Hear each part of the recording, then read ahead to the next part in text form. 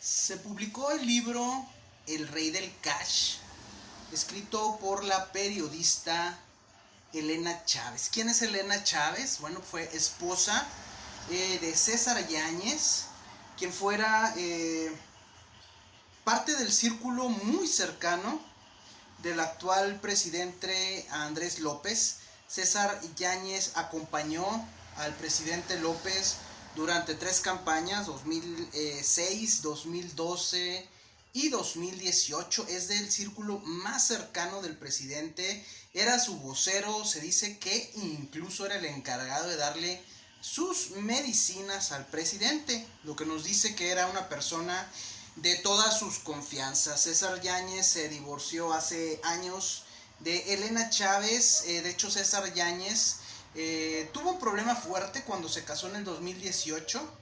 Se casó, su boda tuvo mucha repercusión, fue una boda de muchos lujos, y como que esto chocó un poco con la imagen que el presidente López ha tratado de dar respecto al tema de la austeridad.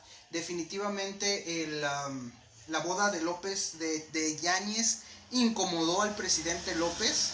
Y bueno, Yáñez sigue siendo parte del gobierno, pero lo tienen ahí escondidito, viendo un tema de una Secretaría de Asuntos Religiosos o algo así. Ya no tiene la presencia en el gobierno que tenía antes. Lo castigaron, más lo dejaron ahí cerca, guardadito, con su puesto, con un sueldo, etcétera, pero que ya no lo vean para que no esté recordando todos los problemas que hubo. ¿De qué habla el Rey del Cash? Habla de algo que ya sabemos que existe. Habla de la dinámica que se maneja dentro de los partidos políticos para tener financiamiento. El Rey del Cash habla precisamente del efectivo que se maneja, pero no que solo se maneja en partidos políticos, dentro de los partidos políticos, dentro de su dinámica, sino también de la dinámica para financiarse que utiliza el gobierno en ocasiones. Hay que recordar que en México la economía se compone de dos vertientes: la economía informal y la economía formal. La economía formal, pues sabemos, la gente que paga impuestos, la gente que está de alta en Hacienda, etcétera. Las economías informales son las que no pagan impuestos, que no están dadas de alta en Hacienda, que son informales e ilegales, pero que subsisten en base a pagar sobornos, en base a pagar los llamados moches. ¿Cómo se paga un soborno o cómo se paga un moche? En cash, o sea, en efectivo. Y así toda esta economía informal, que es prácticamente el 50% de la economía total, global, se convierte en la caja chica de liderazgos sindicales, de liderazgos políticos, de gobiernos estatales, de gobiernos federales, de partidos políticos, etcétera. Es una caja chica, es un flujo de dinero en efectivo que no se registra en ningún lado, se va directo a la bolsa, y todo esto sirve para sobornos, todo esto sirve como base de financiamiento para la corrupción. Esto no es ninguna sorpresa, y durante muchos gobiernos esto ha seguido. No se revisan de manera correcta, no se fiscalizan de manera correcta, y por lo tanto sigue existiendo esta economía informal, sigue siendo flujo de dinero para muchos temas que ya sabemos, oscuros, sombríos, mal habidos. Tenemos como antecedente que en México, en las épocas en las que más hay flujo de efectivo en el mercado, en la población, en la sociedad, curiosamente es cuando se llevan a cabo las campañas políticas. Se registra un flujo de efectivo muy fuerte dentro de los mercados, por así decirlo, y es precisamente porque es mediante el efectivo que se hacen muchos pagos, muchos sobornos, mucho desvío de dinero. Obviamente porque el efectivo permite que las fuentes de donde sale el dinero, los receptores a donde llega el dinero, pues no haya un registro como tal. Precisamente comentaba hace poco alguien sobre el tema del Rey del Cash, el libro de Elena Chávez, decía, bueno, no es una prueba de nada, no es una evidencia de nada, es el testimonio de una persona. Sabemos de antemano que los sistemas de corrupción en México han evolucionado, bueno, y quizás en todo el mundo, ¿verdad? Pero estamos hablando específicamente de México. Sabemos que los sistemas de corrupción en México han evolucionado de tal forma que ya es muy difícil que se detecten. Todo se maneja en efectivo, no hay como que un recibo, no hay como que un contrato, no hay nada escrito en papel, no hay nada de evidencias. Entonces cuando alguien dice, bueno, ¿dónde están las evidencias de que X o Y persona incurrió en un acto de corrupción? Pues mientras se siga manejando en efectivo, mientras no haya un correo electrónico, mientras no haya un pagaré, un documento, un contrato mal habido, algo físico, es muy difícil comprobarlo, no hay pruebas, la verdad. Por ello es que la corrupción, por un lado, quienes se dedican a corromper este sistema, han desarrollado técnicas tan sofisticadas que son difíciles de detectar, y por consecuencia es raro que veamos a una figura muy grande caer por un tema de corrupción. Es casi imposible. ¿Por qué? Porque todo se maneja en efectivo, no hay evidencias, todo es en el aire. ¿Cómo le compruebas a alguien?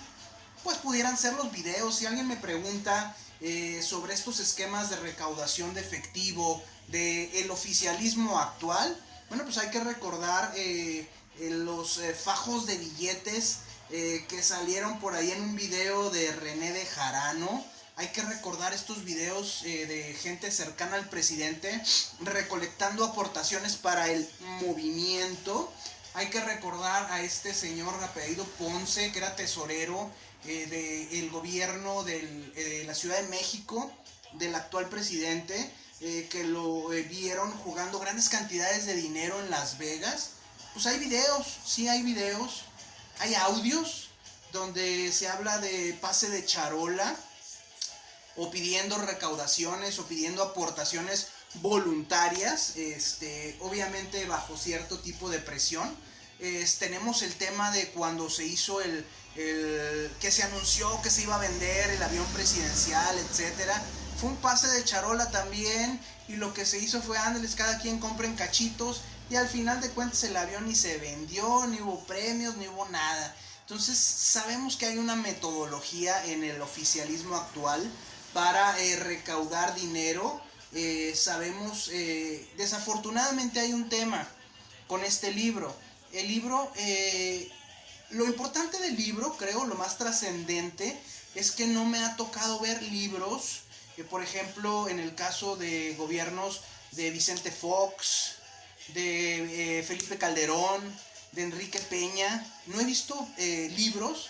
Sí hemos visto muchos libros que los critican, y que el despeñadero, y que Felipe el Oscuro, y no sé qué tantas cosas, pero siempre son o de periodistas o de gente que no es precisamente cercana al gobierno o a ese presidente.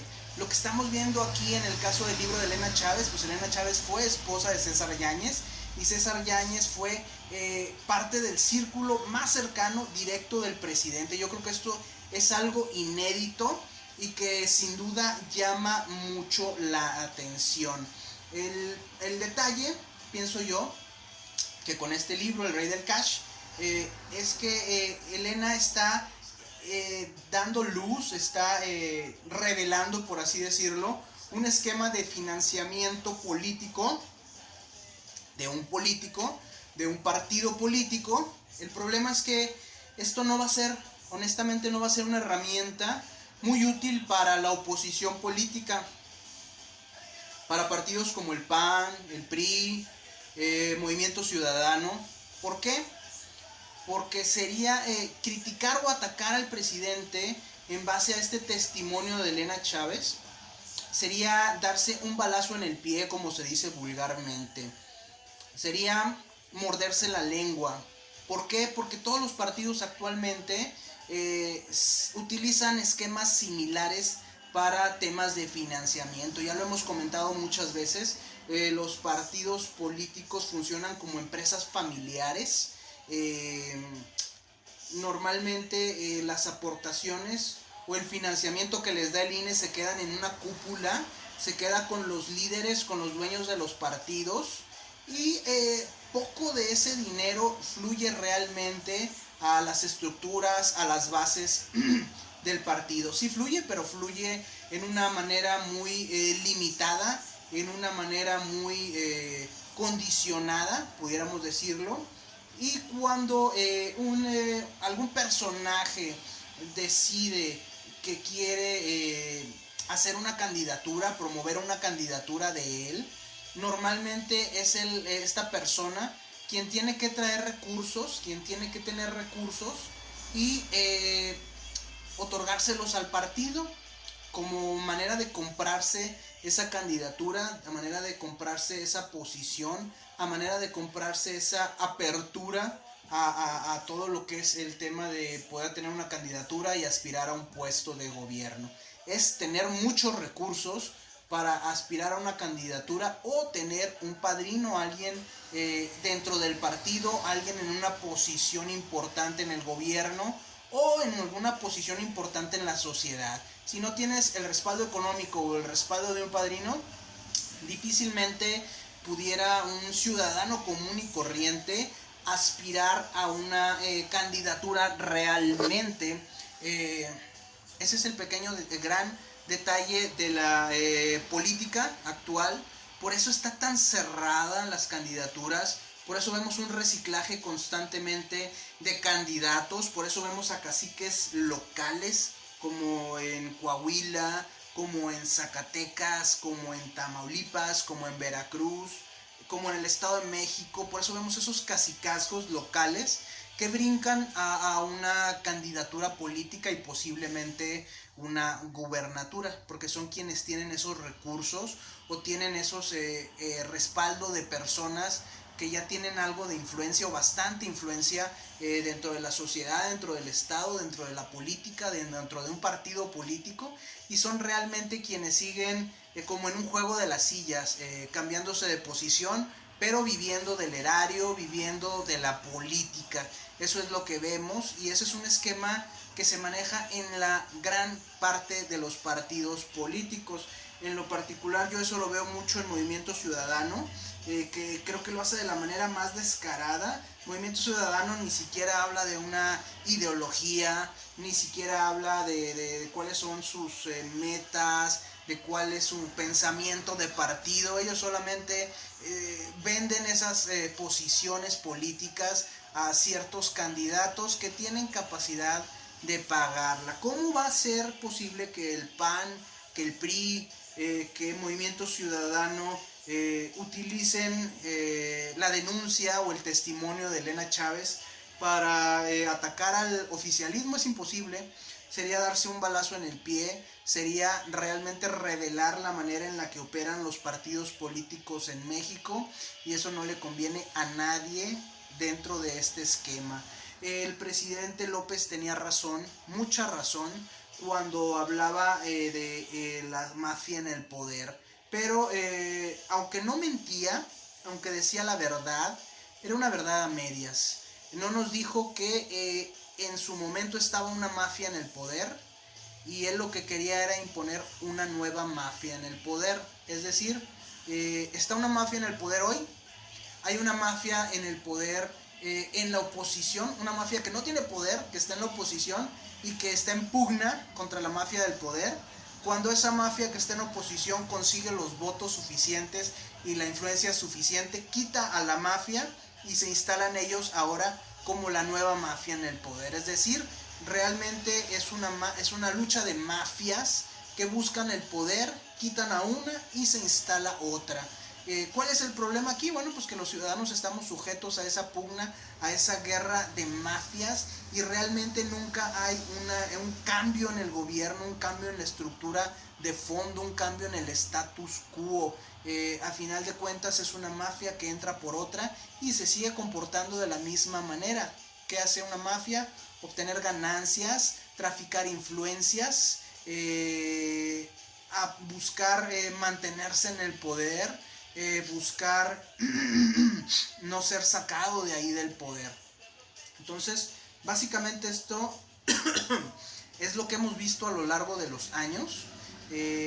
La narrativa muy simplona, si quieren decirlo así, del actual presidente cuando era oposición es la mafia del poder. Vamos a quitar a la mafia del poder, vamos a sacar a la mafia del poder. Sí, dijo la verdad, pero dijo verdades a medias. Nunca dijo vamos a quitar a esa mafia para poner a la mía. Eso nunca nos lo dijo el presidente, pero esa es la realidad. Estos esquemas de recaudación están presentes en todos los partidos. El libro es un testimonio, es un testimonial. Sí viene corroborado por ahí por varios actores políticos, por así decirlo, pero no aporta realmente una prueba. Y vivimos en un mundo de hechos y datos. Vemos hechos, pero todos los hechos se tienen que corroborar. Datos no vamos a hallar en forma de documentos, pero hay que recordar, como les digo, el tema de los videos que surgieron durante el gobierno en la Ciudad de México del actual presidente. Y hay un hecho muy importante. Quizá un sector de la ciudadanía, un sector de México, esperaría ver que el libro fuera como un ariete, como un golpe bajo para el presidente. La realidad es que, y muchas veces dicen, bueno, que la oposición utilice el libro como ariete contra el presidente. La oposición se va a quedar callada, no va a decir nada, no va a revelar que todos operan de la misma manera. Y creo que el golpe realmente fuerte para la actual administración fue durante las elecciones intermedias, cuando el oficialismo perdió el poder en ambas cámaras. Hay que recordar que no fue debido a la oposición, no fue debido a un trabajo opositor político, por así decirlo, sino que fue un castigo de la ciudadanía al partido oficialista derivado de los hechos cuando se derrumbó parte de la línea 12 del metro en la Ciudad de México. Este evento sucedió apenas unas semanas antes de que se dieran estas elecciones intermedias, y sucede que lo que pasó estaba muy fresco todavía en la memoria de la ciudadanía. Ese es el golpe más duro que ha recibido el actual gobierno, y hay que decirlo, hay que ser muy conscientes de ello, ser muy objetivos. No vino de parte de ningún partido político, fue una circunstancia derivada. Dicen que las cosas pasan por algo. En el libro de El Rey del Cash se habla de que el gobierno de la Ciudad de México, encabezado por Marcelo Ebrard, que es el actual secretario de Relaciones Exteriores, y el subsecretario de Finanzas, que es Mario Delgado, el actual presidente del partido Morena. Curiosamente, dos posiciones de poder muy fuertes que de alguna manera fueron parte de este sistema que alimentaron económicamente la candidatura del actual presidente Andrés López. Curiosamente, estas dos figuras se dice que utilizaron el esquema del metro para obtener recursos y financiar lo que sería la campaña presidencial del 2018. Se habla de que se dejó de hacer mucho en temas de mantenimiento, en temas de inversión al metro. Y bueno, pudiéramos decir, hay gente que habla del karma. Yo no creo mucho en el karma, pero sí creo en el tema de la retribución, sí creo en el tema de cosechas lo que siembras. Y cuando este esquema dejó de abastecer realmente lo que requería el metro de la Ciudad de México para su mantenimiento, buen funcionamiento, y que no fallara, pues obviamente se abrió un hueco, los recursos se desviaron hacia algún lugar. De hecho, Marcelo Ebrard tuvo que huir del país durante un tiempo, y curiosamente al final el derrumbe de esta línea 12 fue el golpe más duro que ha recibido Morena, que ha recibido el partido oficialista durante estos ya más de 4 años de gobierno. Si quieren creer en el karma, si quieren creer en la retribución, si quieren creer en el cosechas lo que siembras, pues esto es lo que está sucediendo. realmente.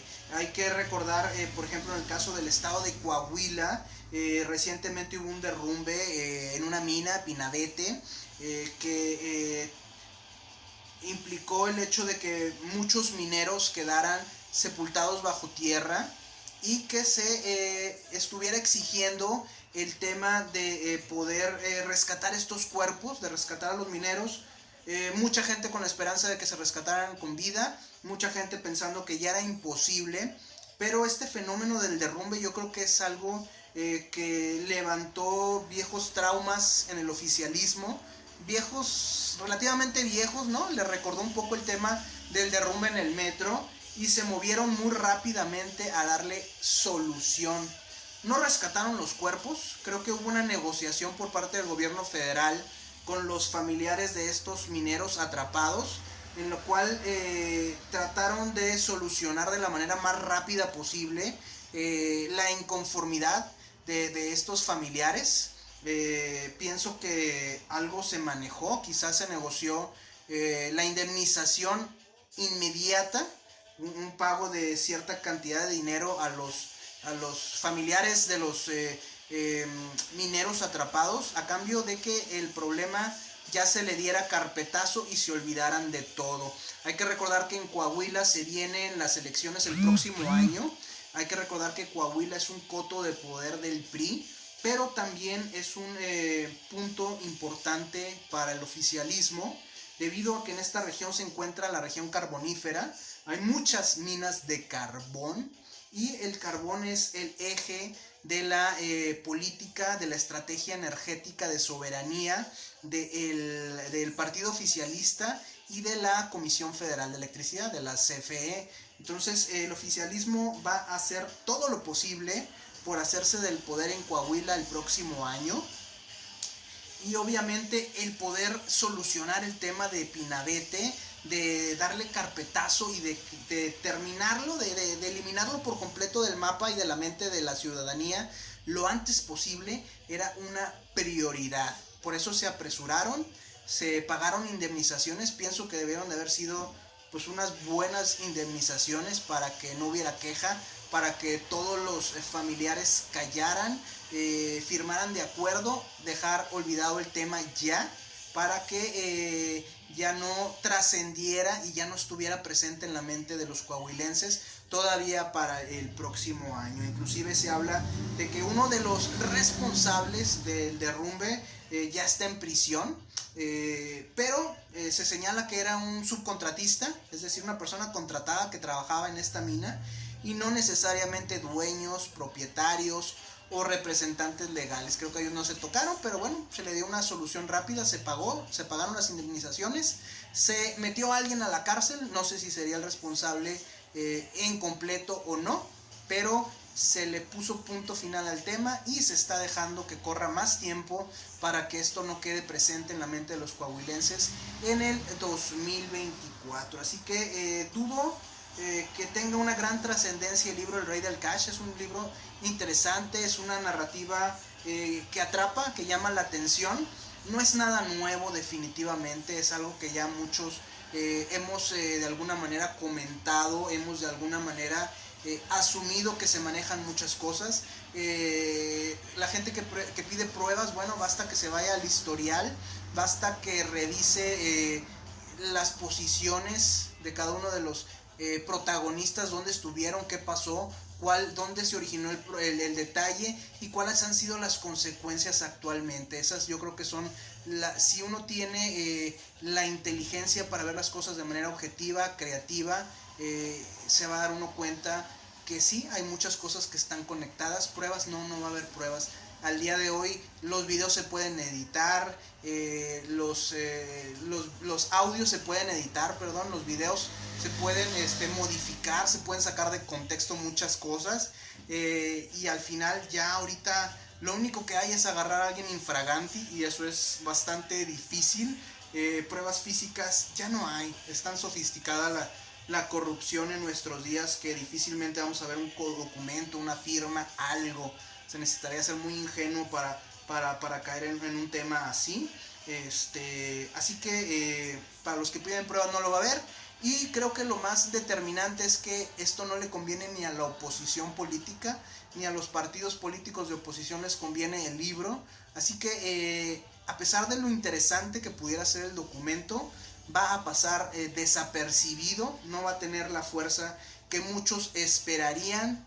Y sobre todo yo creo que lo más rescatable, lo más importante es entender la narrativa, analizarla, aterrizarla, saber que sí hay algunas cosas que definitivamente hacen sentido, pero lo que más me llama la atención es que no habíamos visto un libro de este tipo salir de un miembro del círculo tan cercano a un presidente. Eso llama la atención y llama la atención bastante.